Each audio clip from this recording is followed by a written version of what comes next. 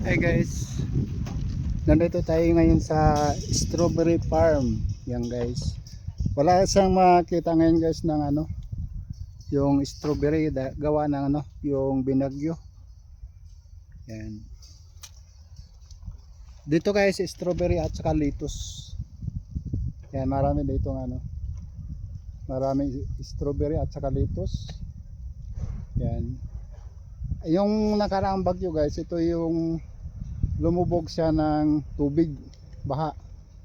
Kaya napaka guys, napaka sayang yung yung mga tanim.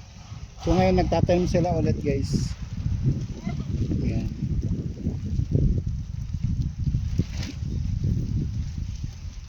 Yan, malawak guys ang taniman na strawberry.